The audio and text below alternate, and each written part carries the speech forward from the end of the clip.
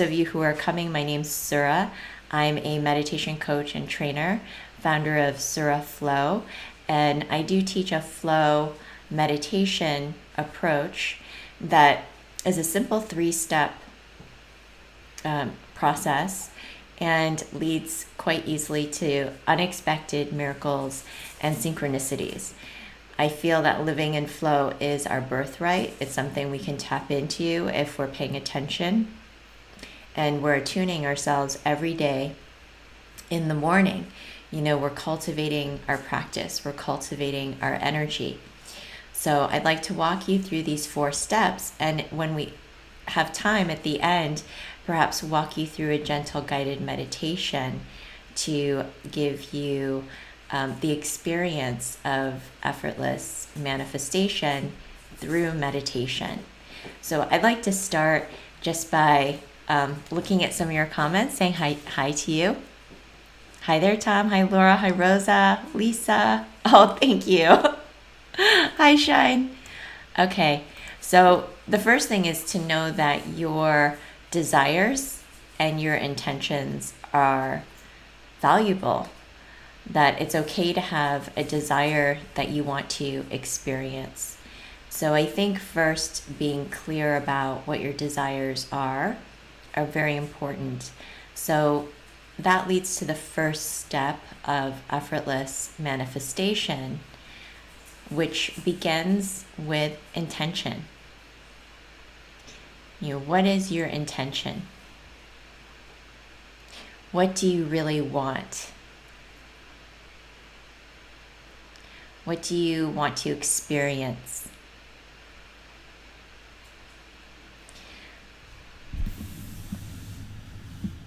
Think about that. I think that can be oftentimes a block to creating what you really want, is when you're not clear about what you want. So the first step is gaining clarity on your intention and what you want to create. And I highly recommend, staying focused. So if you're able to stay focused and clear and peaceful with what it is you truly want to create, that's the first step. So just take time to contemplate, what it is that you really want, how you want to live your life, and choose something that resonates with your deeper self, that's really in alignment to your soul. I think sometimes we come up with these superficial ideas of what we want just because society kind of tries to tell us what we should want. And when we follow something that is more someone else's desire, it doesn't manifest for us because it's not part of our soul path. So it's getting in touch with yourself and knowing yourself and what it is that you truly want and what brings you true joy. Because it's through your joy and your love that you're able to easily manifest. And when you're in that vibration, things flow. Your vibration is a lot higher, and you're able to perceive and receive at a greater level. So really think about what brings you joy, what you love, what you're passionate about, and align your desire to that, because that's what belongs to you. So that's the first step, is having a really clear and focused intention. And what I recommend is to write it down. Write down what you want, or even write it as an affirmation. So if you want to become a successful artist, write down on a note card that you place in several places or as part of your vision board, I am a successful artist. And just claim that affirmation for yourself. And I'll talk a little bit more about why this is so important, to have congruency with what you want to create. So being congruent, being a match or a magnet for what you want to create is essential to effortless manifestation. So be sure to write that intention down, and also write down your affirmation that helps you own and receive that experience. Maybe at first it feels a little fake, or it doesn't feel like you when you say it, because you're not used to owning that or claiming that for yourself. And that's how affirmations work. The more you see it, the more you say it, the more you repeat it, the more they become integral into your own consciousness. So they begin to imprint deeper and deeper into your own consciousness until you become it. So don't underestimate the power of one simple affirmation that you put out on your desk and leave there for a period of time. You will find that it eventually comes true. So that's the first step. Okay, just pulling out my notes, so I'm making sure that I have covering everything. So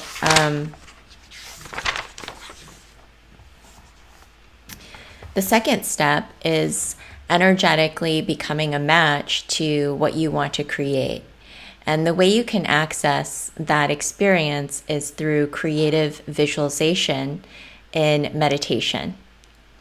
Creative visualization in meditation. That means taking time to visualize to your highest degree on every level: emotional, energetic, physical, mental, spiritual. Begin to visualize so that you can begin to embody and become the energy of having what you want to create. So let's go with, I want to be a successful artist.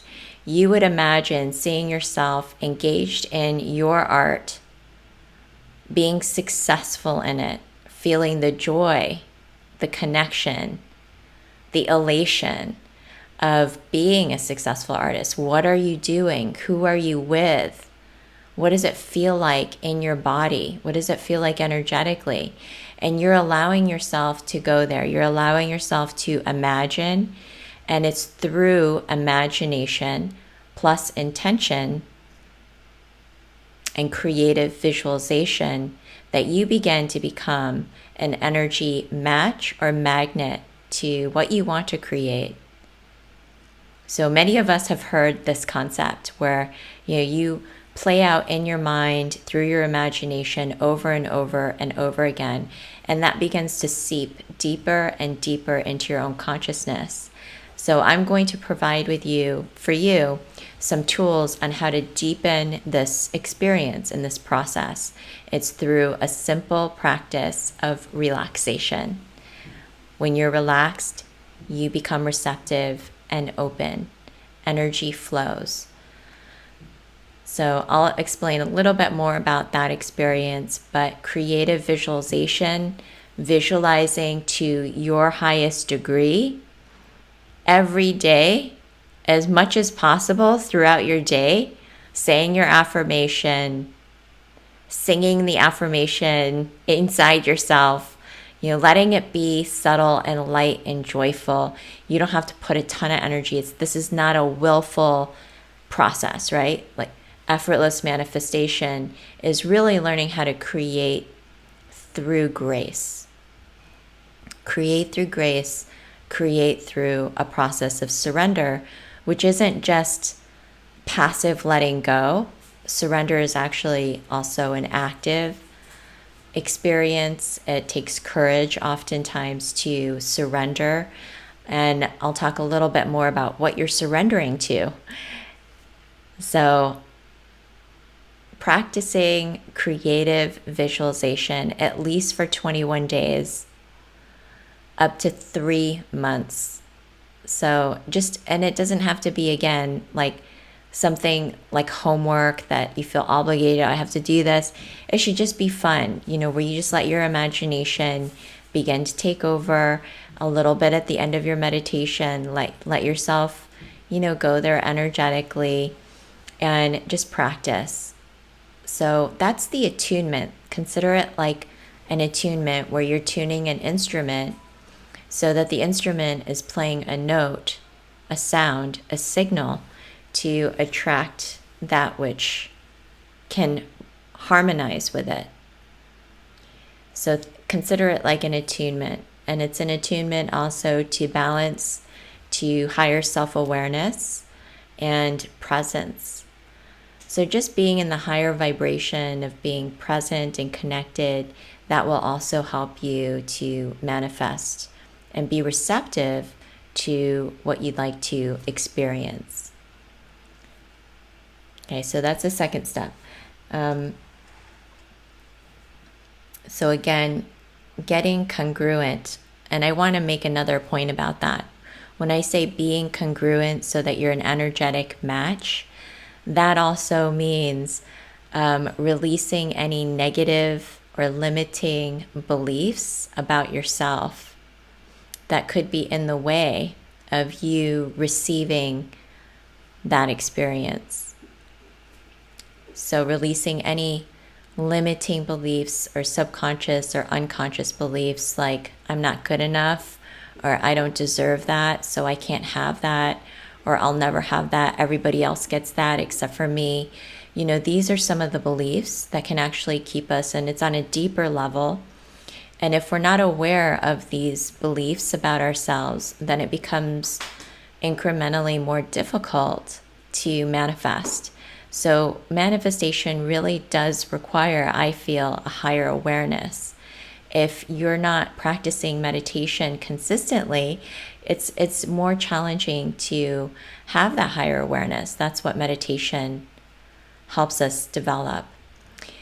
So if you have any of these deeper, limiting, negative emotions, maybe if you were a child and your parents criticized you for wanting to be an artist, and they said things like, you'll be a starving artist, you'll be, you won't get anywhere. If they started to implant in your mind some of these ideas, then you need to work on eradicating those voices in your head that are self-sabotaging or that go against what you want to create.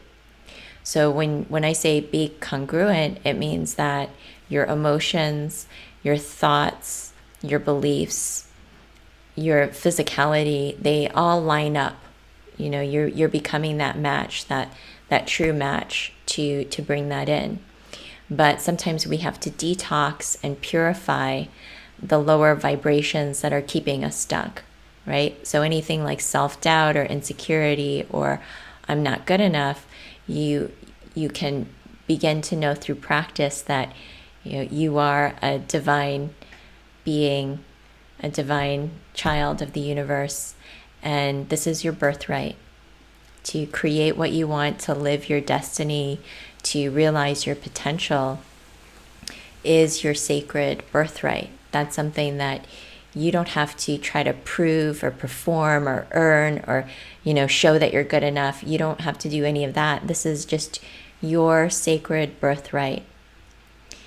So anything that's keeping you blocked from experiencing the joy, the feeling of joy of what you want to create, you want to consciously work on releasing that. Maybe it's through compassion or forgiveness of yourself and others. So those are some extra practices that I always highly recommend. I've been teaching this material for a while, and I find personally from experience that compassion and forgiveness really increase our capacity for flow and for energy. If we're holding on to something or something in the past is bothering us or bringing us down, it blocks our manifestation flow. So consciously working with compassion and forgiveness is really helpful to creating with ease. You're getting in touch with that grace that's within you. Okay, so I'm just going to take a moment to pause and just see some of your comments. Oh, an artist, you could be any kind of artist. You could be like a musician, you could be a writer, you could be a performer, you could be an actor, right? So any kind of artist. Releasing limiting beliefs. Okay, sure, Shine, that's a great idea. My inner critic can't get through during meditation. Oh, Rosa, I completely understand. Sometimes the inner critic gets louder during meditation, right? Like it just starts to go off on a rant. So, okay, I'm glad this is helpful. I'm happy to hear that, Lauren. Okay, that's great, Lindsay. So, yep, we've got the first two, right? Which is getting clear. Second, becoming congruent. And now we're going to go to the third. The third is surrendering and trusting. Now you have your intention. You've stated your intention from a place of deep relaxation and connection. And that's what I highly recommend. That's the 3-step process that I teach, not just as a meditation approach, but through meditation coaching, which is, starting from a place of relaxation, starting from a place of deep calm. And when you're in a place of deep calm, you're one with all that is. And anything that you intend, sometimes you'll notice everything that you think. You can have a thought and it just manifests very quickly because you're so attuned, you're so one with the moment. Maybe you are intuiting something that's coming into your space, so it's popping into your head, right? So the third step, which is surrender and trust, is about letting go and releasing, not gripping and grasping around what you want to create, which is, I think, more the way that we're taught to create in our lives, right? Like we're taught these belief systems. We're taught belief systems of the Protestant work ethic. No pain, no gain. It's very much about putting in all that muscle, all that effort, all that hard work. And I actually am I think hard work is very valuable.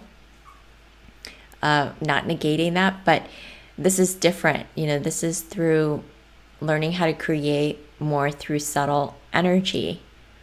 And that sometimes we're used to having to put all our energy and effort into something, right? Like we have to struggle to get what we want. We have to fight for what we want. We have to make it happen, And this is a different process. It's, really surrendering and letting go. We've gotten really clear. We've received that vision.